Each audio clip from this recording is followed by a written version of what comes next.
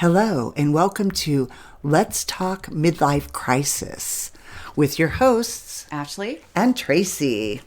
Pull up a chair for your seat at the table as we talk about facing financial insecurities. Just seems like this is an appropriate topic for this week's discussion due to the economy and everything that we currently have going on in the U.S. right now. It looks as though Americans' feelings of personal financial insecurity are on the rise, and 1/3 of adults say they do not feel financially secure in the U.S. So that's kind of crazy. That's a third. That's a lot. Yeah, the U.S. doesn't feel financial security. I know I am feeling the pinch. Yeah. And I know we've touched on it in previous episodes. Because it kind of trickles into everything. If you're talking about anxiety or stress or anything like that. But definitely been feeling a lot more of it lately, and it really can deeply affect your life. Absolutely, all around. I mean, it affects your mental health. It affects, the sleep that you're getting, your appetite, because it is, something that if you're struggling financially or trying to figure things out, it can just consume you. And that's all you think about. Yes. Yes, 100%. And it definitely affects every aspect of your life.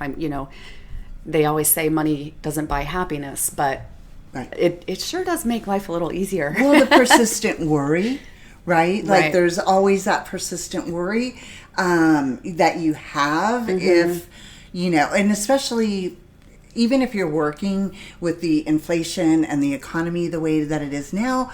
But there are those that also have lost their job. Right. Or, are still struggling to get back into the workforce. Yeah. And possibly taking jobs paying a lot less than they're used to. Right. Which is something that I did a couple years ago. Yeah. And that's challenging, in the economy years ago. Usually you have some wiggle room. So it's like, okay, I'll take a job making less money because I'm comfortable and I can afford.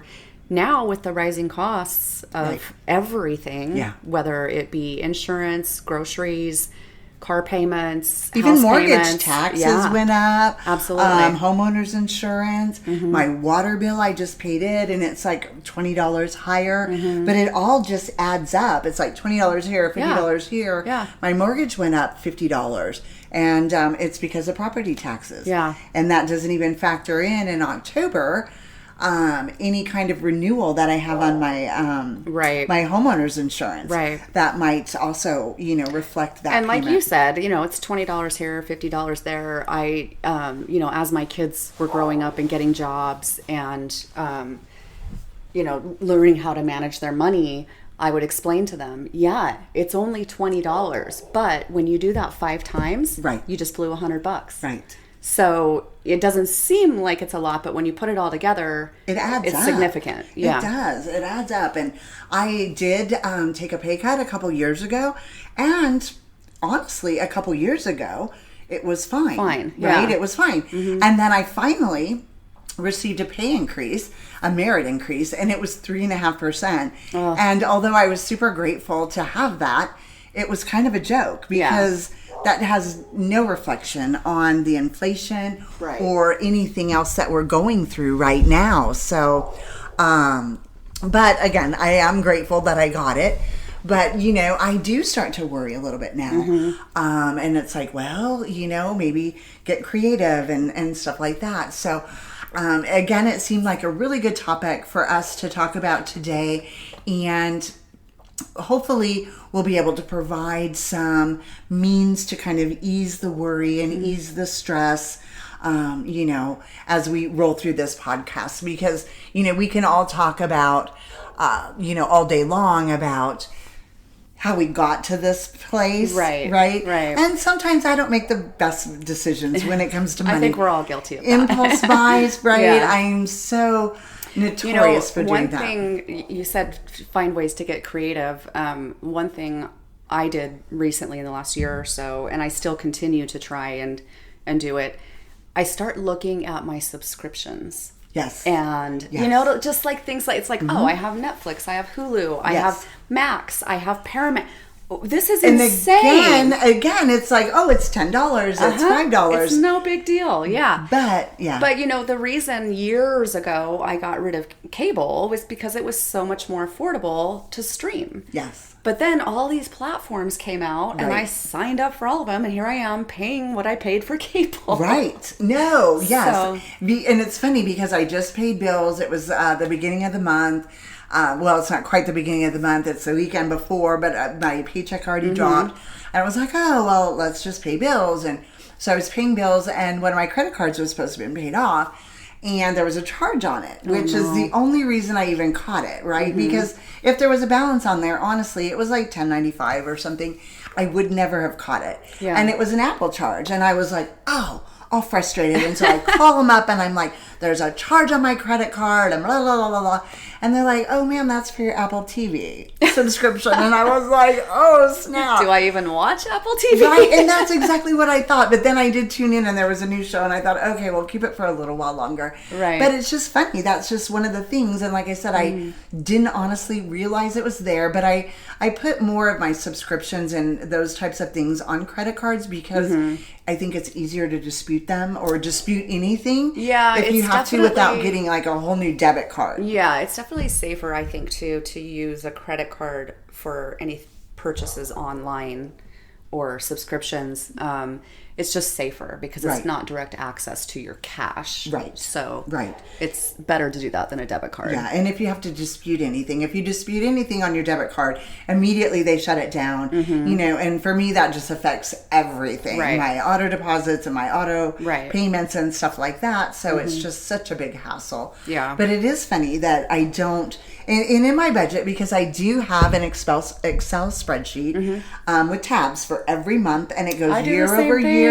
I'm so old school. A lot of people do, you know, more sophisticated, like QuickBooks, which I do use for my business. Right. I was going to say, well, you have the business. Yeah. So, but for personal, it's a very generic, simple Excel document. Mine too. And then it carries over month to month and then year to year.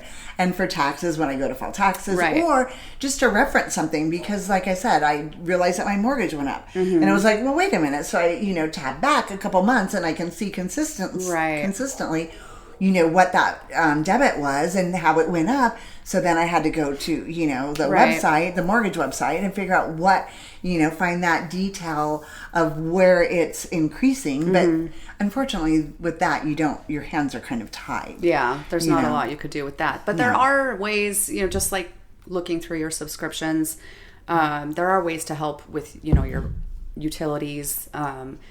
There's things you can do to help with, water use. Which is one of my bills that went up. And shockingly enough, I was afraid to pull up my electricity bill because we're in Arizona.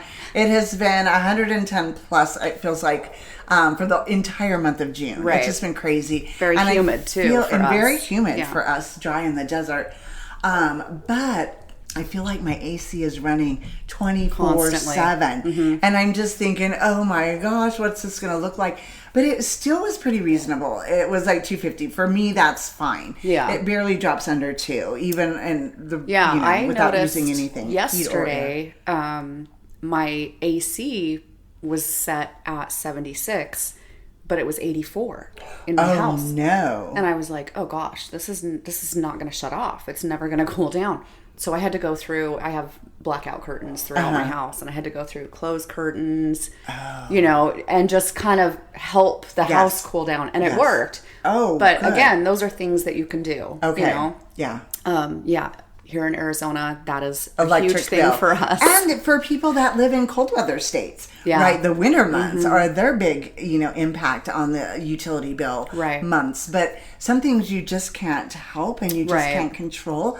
But I do know that in Arizona, there is a fund that you and I pay for, that everybody pays for, that pays their electricity bill. And it's again, relatively small, what I'm air quoting on relatively, because it all adds up. Maybe, $3 to $5 a month that they tack onto your bill.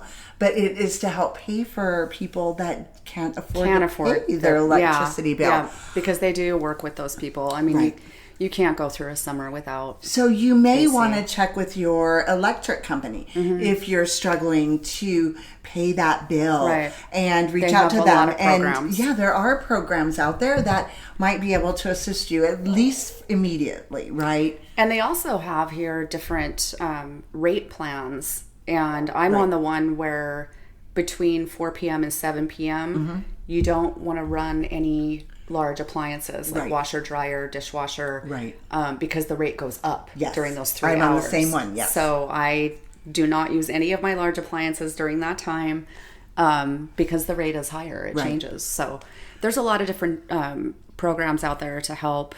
And there's ways just to be more conscious of it, right? Absolutely. So you don't get that sticker shock when you open the bill or, you know. Oh gosh, I'll never forget when I first moved to Arizona. I was 21. My husband and I moved here with our 3-year-old son. And we had no idea what we were getting into. We lived in an apartment on the top level. So, you know, obviously heat rises. All the exposure, So, and we were used to pretty mild summers in Utah. So we were just cranking that AC all day and all night, had no idea. And we get our bill and it's like $500. And we were young and broke and it was like, oh no, this is not going to work. Right. And that was years ago. And I'm sure that there's been so many more increases to, you know, that same amount of power. I'm sure we had it set at like 69 or something. Yes, you just have to acclimate. You get used to keeping your home a little warmer, wear less clothing in the winter.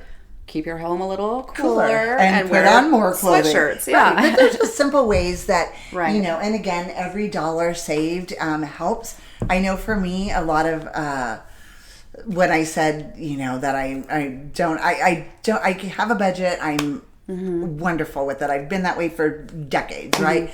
And I'm so religious about it. But what I'm not religious about is like carving off that amount to spend for myself, whether it be entertainment or clothes or, you know, food, which is, you know, maybe going out for happy hour and things like eating that. Out. So I don't specifically have a budget for that, which I do need to get better on personally. But I also know myself, and I'm an impulse buyer. And so often now I try to have this 24-hour rule. Like, you know what, just sleep on it. And if you feel the same way tomorrow, then get it. Yep. You know, and it was like my new patio furniture out back. Yeah. And I had it in a shopping cart. It was actually for weeks upon weeks because I kept trying to shop for the best deals and all that kind of stuff. And finally I pulled the trigger. But generally, especially with big purchases, but even with the small ones. And my youngest, who still lives at home, will drag me out shopping, and she's like, hey, and I have no intention of buying anything, and then I get in the store and I just start bags throwing stuff in the cart. So for me, it's the impulse buys that kind of really take a hit on you know, my finances. So I have to say I've gotten pretty good about that. I was for quite a while there probably addicted to thrifting. Yes. And it wasn't just, you know, things for the house. It was clothing. It was anything. I love thrifting. Yes. Which actually is good, I guess, because it's already cheaper. You know, I'm saving some money. Yeah. But it gets to be ridiculous when I'm buying things I don't need. So I've really gotten good about saying, do I need this? Is this something I really need? Needs or wants. Yeah. Right. And needs or clearly wants. Defining the two. I used to spend a lot of money buying coffees in coffee shops. Right. That's easy to do. I don't drink coffee, but I can imagine. Yeah, it can get ridiculous. And I would just do it all the time when I was out and about. And I honestly can say I don't remember the last time I bought a coffee from a coffee shop. So I've gotten really good about that because, again, it adds up. Right. Even though you're buying a $5 or $6 latte, doesn't seem like that much, but when you're doing it 5-6 times a week. Right. Again, it times adds 4. Up. Yes. You know? Yes, it adds up. So those are all kinds of things. And also, fast food. The price of fast food has gone up so much. Yeah. So, you know, I'm trying to, as well as groceries. I mean, everything has gone up. But it's like $10 for a burger at a drive-thru. Oh my That's gosh. just crazy. So I try to eat more at home and have the planned meals. But you know, sometimes at the end of the day, you're just tired. Yeah. You know, or you the don't kids cook. come over with the grandkids, Or and it's you're like craving spontaneously. something. Yes, or you're craving something. So, you know, and I used to use coupons a lot. And even though, we're in the digital age now, you can't still apply coupons. Yeah, absolutely. If you shop at a particular grocery store, right. often you can put them like in a wallet, so to speak, but so that when, you can just clip them all. Maybe you have 20 coupons in your wallet, and then when you check out, maybe there's only 10 of them that you bought, but it'll apply to your purchase. It will automatically apply to your purchase. So I used to pride myself with coupons back in the day when there was print, do you remember like the Sunday wallets? Newspaper? Yeah, there was a wallet specifically, and it had dividers. It was specifically for coupons. My mom had one. Yes, but I prided myself, and I'd get the Sunday paper, and I'd cut them all out, but I tried never to buy anything, no matter what the coupon was, if I wasn't going to use it anyway. Right? I wasn't one of those extreme coupon people that you would see on a reality show or something, but I used to just enjoy doing that. Right. And as the years went by and, my salary increased, I did that less and less. Yeah. Why? I don't know. I'm just leaving money on the table, I know. Giving money away. So, but I think that that's something that everyone has, an area there where they can try to improve to help their finances. There's a lot of, most retailers have apps, and I know it's really annoying, but it's the way it is now. If you become a loyalty shopper, then you get perks to that. You get coupons that not everybody else would get. There's also, watch for sales. Right. Even when it comes to like buying flights. There's certain days that are better. I think it's Tuesdays and Saturdays to buy tickets for flights. And often if you're checking on a flight, it'll give you flex dates. Right. So it'll show you what you had put in and what the specific dates you requested. But it will show dates where the fare is different. Exactly. Front and back of those dates. Right. If you have flexibility with your trip. Yeah. Exactly. So there are a lot of things like that pretty much for anything. If you're an Amazon shopper, they have, I know Amazon Days is coming up pretty soon in July. Oh, right. And they have great prices when they do those big sales. I think they do it a couple times a year. But there's definitely ways to kind of beat the system, if you will. Right. Yeah, but sometimes for me too, it's like I get this pit in my stomach. It's just the anxiety and, the physical symptoms that come along with it. It's not just mental. It ends up, being a heavy weight on my body as well with different, like I said, a pit in my stomach, and maybe for me, it's, lack of appetite, those types of things, where other people, it might be the exact opposite, where they would, want to, binge on a bag of potato chips or, carton of ice cream or something like that. But, physical symptoms and mental health, the money anxiety is just, it's very high. And I think that a lot of people, most people now are experiencing it. And especially in the U.S., we're in a political year. And everything just seems to go to shit in a political year. You live in the U.S., and everybody's banking on the outcome. But for me, my mentality is, you know what? I put on my pants one leg at a time, no matter who is, what happens at the end of an election. Right. But for whatever reason, the economy just goes into the toilet during a political year. So I think a lot of people in the U.S. are also feeling the pinch and experiencing that. Couples typically in election years, they, interest rates will go down on mortgages, but I'm hearing that might not happen this year. Well, knock on wood, it hasn't. I just bought my house a year and a half ago, so I was really hoping it would. And it just might. You never know. Might, yeah. You never know. And I would just not give up hope on that yet. Yeah. No, with COVID, like you mentioned, a lot of people lost jobs. A lot of jobs were affected in different ways. And the business that I'm in, I'm strictly commission only. Right. And I'm in the grocery industry. And, while groceries were still selling, there were certain categories that weren't performing as well. And most of the product that I sell is in health and beauty care. And that was one of the areas where it wasn't doing as well, because people were now buying on Amazon or other avenues, and they weren't buying. And honestly, or lost their job and just weren't buying those. Right. They, you because know, you they start to needed give things bread up. and milk, right? You start to give things up. So it impacted my income dramatically over the last 4 years. It's really been impacted, which is another reason that I'm looking to go into a new career path. I'll do both still, but they'll both be commission only. Right. But that can be a really stressful thing. You know, it's, you know, I don't have benefits. I don't have 401k options. I don't have things like that. I do have them. Right. Fortunately, my partner, her company allows to have me on her insurance. I do have a financial advisor, so I have a retirement account that I was going to touch on that later. Yeah. But not everybody even has. I remember being younger and hearing all this advice from people, you know, like, oh, a financial advisor. Like, you and I are in that place right now. And maybe a lot of people our age and in midlife are. But I believe that there are a lot of people that aren't in that. You know, you're living paycheck to paycheck, if that, and a financial advisor. When just I was in my 20s, I had 3 young children that I was taking care of by myself financially. I wasn't getting child support. I wasn't getting any kind of, help. And so, it was literally paycheck to paycheck. Yeah. It was and I'm terrifying. Not saying that I'm far from that now. Right. However, but I am maybe much further later in life that I think about having a financial advisor or, you know, my 401k.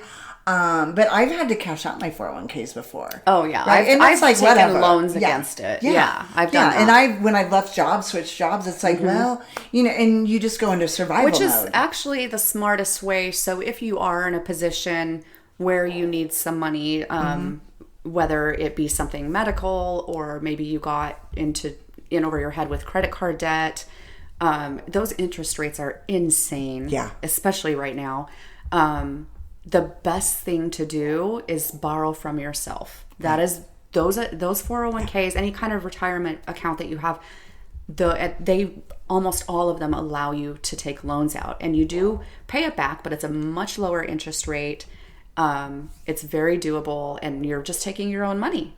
You're not, you know, so if you have things like that, even your house, if you need to take out a second mortgage, you're borrowing from yourself. I mean, and oftentimes you have to just be smart about it and think, you know, any credit card, unless it's a 0%, you know, it's in the 20% of interest. Oh, yeah. So you can probably get 6 to 10, maybe even 6 to 15, 6 to 12% interest rate if you were borrow from yourself. Right. Yeah. So you're definitely saving money that way.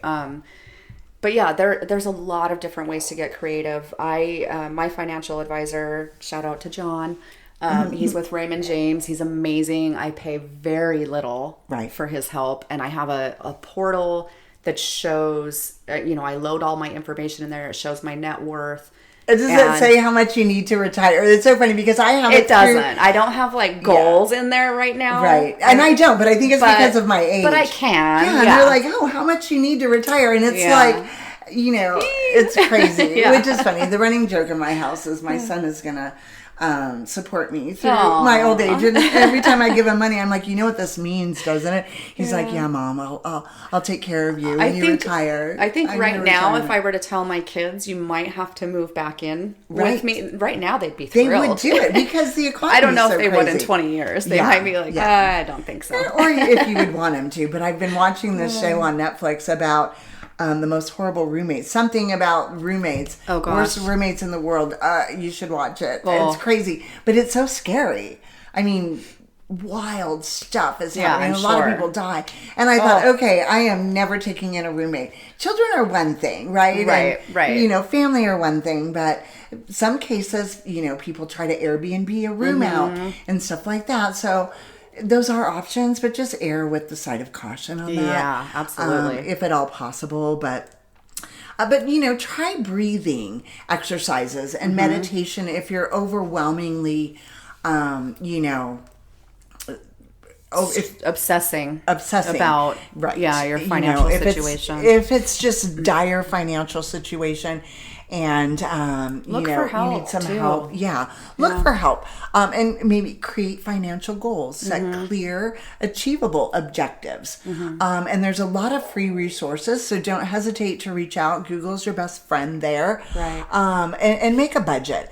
I think that's one of the most mature things and most financially smart things that I've ever done for myself is make a budget. Too. Yeah, I did it basically so I don't forget to pay a bill. Right, right. You don't want to forget to pay your electric bill, but I don't think I had one when I was married to my first husband. I mean, I got married at 17 and we were just trying to figure it out. And I think, we were married for 6 years. I think after we split up is when I created the spreadsheet that I still use today. 30 years later. So yes, it's pretty crazy. A lot of mobile apps, for your banking and stuff, it allows you to track your spending. Yes. So that's really good. And there's even some apps out there that are specifically for financial planning and awareness and all of that kind of stuff. Right. But make sure that you allocate funds appropriately. And regularly review your financial situation, every month or what have you. And if needed, again, get professional help. Right. Consult a financial advisor or therapist. Those are, some great resources, and, to help manage your stress and money anxiety. But there's just so many things. Breathing exercises, again, if you find yourself just, crazy overwhelmed with stress, the pit in your stomach, and, I've had terrible times, in my life, because when you're a single, mom and you don't get child support, one income, and it can create a huge problem if you are married or have a partner. Money, I think, is probably the number one thing why people get divorced. Argue or they argue or get divorced or what have you. And but here are some coping skills that we would like to relay to you, and all of this will be in the description, so don't hesitate to click on that. But stay active. Keep seeing your friends. And keep trying to pay the bills. Don't just give up. Yeah, and don't think that, if you feel like you're floundering, don't think that, people won't work with you. Right. I know creditors. You can call your cell phone company and say, "Hey, I can't do the whole thing. Can I pay this much now and then or credit card companies on my next payday?" And there's also companies. So try calling your credit card company, asking them to lower your interest rate. That used to be something that worked a couple decades ago. Not so much anymore. I was like, but try contacting them. Or if it's just out of control, there's consumer credit counseling. There are companies that will negotiate with your credit card companies. Right. I think credit card debt is probably one of the most significant that's the biggest, things. I think that because then you end up, when you start falling behind, you end up living off your credit cards, and then it just domino effect, right? Yeah, a lot of those companies will work with you. The consolidation companies, they'll help you consolidate your debt. Again, if you have, any other, like I said, your retirement fund, something like that you can borrow from yourself to pay that off. But then be very good about prioritizing, like cut the credit card if you have to. Exactly. Don't use it. Once you pay it off, don't use it. I always tell my kids, your credit card is for emergencies. That's what I say too. Easier said than done. It is. And then often, like I have a cashback card, so then I'll put it on there. It's like, well, why wouldn't you do this? Because it's just leaving money on the table. Well, it is. But then going back to paying it, sometimes I lag on that, so I've gotten better. But it is with those ones where you get, let's say Sky Miles or cashback. It is actually good to use those for daily expenses. As long as you pay it off. As long as you pay it off. If you're going to use it for grocery shopping, for gas, for all your, but you need to pay it off every month. And you can also look for a 0% transfer. So if you do have credit card debt, try to, find someone that you can transfer it to for 0% interest. Right. Because that usually makes a huge difference. 12 to 15 or 18 months. Yeah, you'll actually see and everything will go to principal. Exactly. And one of the things that we also want to highlight with coping with financial worries is try not to drink too much alcohol. Well, right? It's only going to cost you more. That's true. But many other you're problems too. And you're just like, whatever. And it's not to say don't drink have your sorrows away. Do that, but maybe just do it once, right? Yeah. And then, but just try not to drink too much alcohol, and don't give up your daily routines. Mm-hmm. Don't let it debilitate you, and keep you from doing your daily routine. So make sure that you continue to do your daily routine and those things. And as always, reach out to us. We don't have all the answers, but we're happy to hear from you. You always have a friend, and we'll help advise you in any way possible. If we have any, sometimes it's better to brainstorm with people. Absolutely. I agree. Yeah. And that just about wraps it up for today. Thank you for joining us on Let's Talk Midlife Crisis. Embrace the change. Join the conversation on our website at letstalkmidlifecrisis.com or our Facebook or Instagram and YouTube channels. We'd love to hear from you guys.